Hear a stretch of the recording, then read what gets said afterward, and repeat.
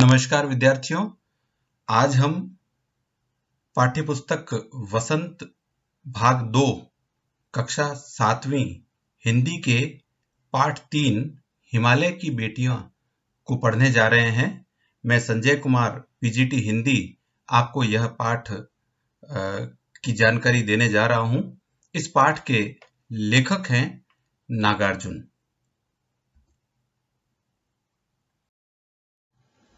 सबसे पहले हम जानते हैं कि पाठ में आखिर है क्या। पाठ का परिचय।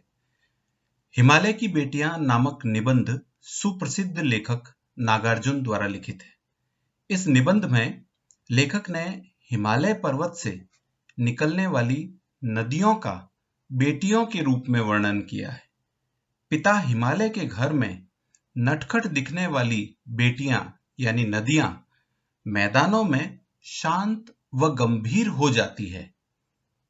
सिंधु व ब्रह्मपुत्र के नाम के साथ ही हिमालय की कई अन्य बेटियों की भी याद लेखक को आती है। सिंधु व ब्रह्मपुत्र इन दो महानदों के हाथ को थामने वाले समुद्र को दामाद व हिमालय को ससुर के रूप में लेखक ने स्थापित किया है। कालिदास ने बेतवा नदी को प्रेमिका के रूप में चित्रित किया है, जिसका वर्णन भी लेखक ने किया है। काका कालेलकर ने नदियों को लोकमाता कहा है, लेकिन लेखक इन्हें मां से पूर्व बहन के रूप में भी देखता है। सबसे पहले हम इस पाठ का एक खाका समझते हैं अवधारणा मानचित्र के द्वारा। इस पाठ में नदियां अपने पिता हिमालय के घर में हैं। वहां पर वह चंचल रूप में होती हैं, जिसका वर्णन है। इसके बाद हिमालय और उसकी अन्य बेटियां यानी विभिन्न नदियों का इसमें नाम आता है, जिक्र आता है। साथ ही साथ इसमें कालिदास के महाकाव्य मेघदूतम के यक्ष और मेघदूत का प्रसंग भी दिया गया है, जिसके माध्यम से नदियों को प्रेमिका के रूप में बताया गया है। नदियां लोकमाता, बेटी व प्रेमिका के रूप में है, इसका वर्णन भी इस पाठ में है। साथ ही साथ लेखक नदियों को मां से पहले बहन के रूप में भी देखता है और पाठ के अंत में लेखक ने एक गीत गाया है जो लिखा हुआ है, जिसमें बहन सतलज का गुणगान है। नदियां अपने पिता हिमालय के घर में। लेखक को नदियां दूर से गंभीर, शांत और अपने में ही खोई लगती है। उन्हें वह संभ्रांत यानी कुलीन या अच्छे परिवार की, उन्हें वह संभ्रांत महिला की तरह लगती हैं। उनके प्रति आदर और श्रद्धा थी लेखक के मन में, और लेखक इन नदियों में मां, दादी, मौसी और मामी की गोद में जिस तरह से खेलते थे, उसी तरह इसमें डुबकियां भी लगाते थे। जब लेखक ने हिमालय के कंधे पर यानी हिमालय पर जाकर देखा तो हैरान हो गए कि अपने पिता हिमालय के घर में दुबली पतली दिखने वाली गंगा, यमुना, सतलुज आदि नदियां मैदानों में विशाल हो जाती है। इन नदियों का उछलना, कूदना, हंसना और उल्लास यानी खुशी मैदानों में गायब हो जाती है। हिमालय की इन बेटियों की बाल लीला को देखकर लेखक को इतना आश्चर्य होता है जितना उन्हें कभी किसी लड़की या कली को देखने पर भी नहीं हुआ। लेखक के मन में प्रश्न उठता है कि आखिर अपने पिता हिमालय का इतना विराट प्रेम, महान प्यार, इतना बड़ा प्रेम छोड़कर ये नदियां किस लक्ष्य की ओर बेचैनी से बढ़ रही हैं। आप चित्र में देख रहे हैं कि हिमालय से नदियां निकल रही है। हिमालय में ये नदियां बर्फ की पहाड़ियों, हरी भरी घाटियों, बंधुर आदित्यकाएं, यहां बंधुर का अर्थ है मुकुट और आदित्यकाएं का अर्थ है पहाड़ी का ऊपरी भाग। तो बंधुर आदित्यकाएं का अर्थ है मुकुट के समान पहाड़ी का ऊपरी भाग। वह सरसब्ज उपत्यकाएं, सरसब्ज का मतलब होता है हरी भरी, उपत्यकाएं का अर्थ होता है घाटियां। तो यहां सरसब्ज उपत्यकाएं का अर्थ है हरी भरी घाटियां। तो यह जो नदियां हैं, यह बर्फ की पहाड़ियों, हरी भरी घाटियों, मुकुट के समान पहाड़ी के ऊपरी भाग और हरी भरी घाटियों में खेलती हैं। और खेलते खेलते ये देवदार, चीड़, सरो, चिनार, सफेदा, कैल के जंगलों में पहुंचकर इनको बीती बातें याद आती होगी। आप चित्र में देख रहे हैं कि ये चीड़ और देवदार के वृक्ष हैं, लंबे लंबे आपको दिखाई दे रहे हैं। शायद हिमालय अपनी इन शरारती बेटियों के लिए परेशान रहता होगा। हिमालय और उसकी अन्य बेटियां। सिंधु व ब्रह्मपुत्र दो महानद हैं। महानद से तात्पर्य कि जो विशाल नदियां हैं, जिनसे कई अन्य नदियां भी जुड़ी होती है। सिंधु व ब्रह्मपुत्र दो महानद हैं, जिनमें रावी, सतलुज, व्यास, चिनाब, झेलम, काबुल, काबुल यानी कुभा, कपिशा, गंगा, यमुना, सरयू, गंडक, कोसी आदि नदियां समाई है। ये महानद हिमालय के पिघले हृदय की एक एक बूंद है। तात्पर्य यहां पर यह है कि हिमालय की जो बर्फ है जब पिघलती है तो उसकी हर बूंद पानी बनकर के और सिंधु और ब्रह्मपुत्र में आती है, और सिंधु और ब्रह्मपुत्र के माध्यम से यह अन्य नदियों में भी पानी चला जाता है। यहां पर विद्यार्थी इस बात का ध्यान रखेंगे कि इसमें जितनी नदियों की चर्चा हुई है उनको आप भारत के मानचित्र में भी खोजने की कोशिश करेंगे कि वो कहां कहां बहती है।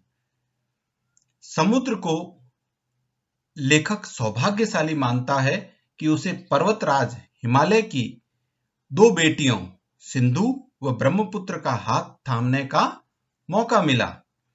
इस कारण लेखक ने हिमालय को ससुर और समुद्र को दामाद कहा है। लेखक ने लिखा है कि इन नदियों का बाल रूप पहाड़वासियों को आकर्षक न लगा हो, लेकिन लेखक को यह रूप लुभावना लगा। यक्ष और मेघदूत का प्रसंग। कालिदास ने मेघदूतम महाकाव्य में बादल को मानव रूप में प्रस्तुत कर उसे यक्ष का दूत बनाया था तथा उसके साथ यक्षिणी अर्थात यक्ष की प्रेमिका के लिए संदेश भेजा था।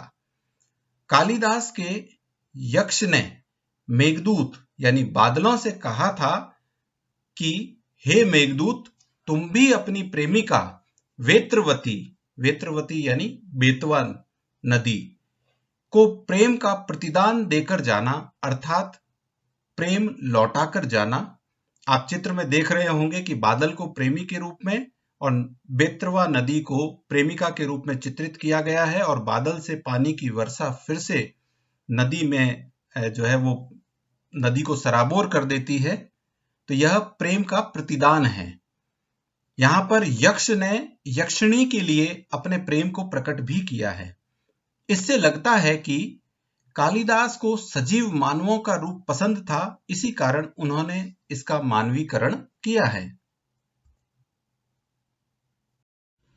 नदियां लोकमाता, बेटी व प्रेमिका के रूप में।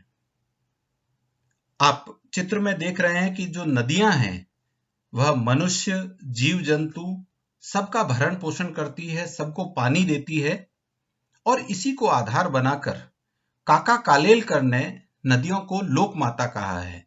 काका कालेलकर ने नदियों को लोक माता इसलिए कहा है कि नदियां अपने जल से सभी मनुष्यों व जीव जंतुओं की प्यास बुझाती हैं और बिना भेदभाव के मां के समान ममता रखते हुए उनका भरण पोषण करती है। नदियां लोक जीवन का आधार बनकर जीवन देने वाली है।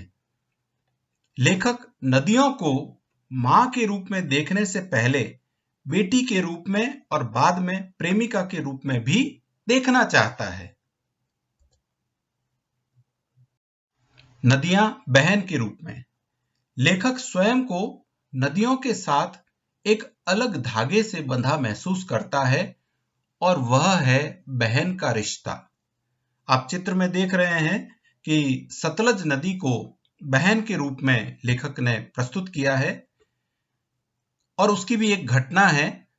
जब लेखक थोलिंग तिब्बत में था तब एक दोपहर मन उदास व तबीयत ठीक न होने पर वह सतलज के किनारे पानी में पैर लटकाकर बैठ गया और उसका मन और तन तरोताजा हो गया और वह सतलज का गुणगान करते हुए कह उठा, जय हो सतलज बहन तुम्हारी। और लेखक ने बहन सतलज का गुणगान कैसे किया है? जय हो सतलज बहन तुम्हारी, लीला अचरज बहन तुम्हारी। लेखक कहता है कि हे सतलज बहन, तुम्हारी जय हो, तुम्हारी लीला आश्चर्य से भरी है। फिर कहते हैं कि हुआ मुदित मन हटा खुमारी, जाऊं मैं तुम पर बलिहारी। तुम बेटी यह बाप हिमालय, चिंतित पर चुपचाप हिमालय। अर्थ यह है कि तुम्हें देखकर मेरा मन प्रसन्न मुदित हो गया है और मेरे मन की उदासी या खुमारी दूर हो गई है। मैं तुम पर अपने आप को न्यौछावर या समर्पित करता हूं। तुम हिमालय की बेटी हो।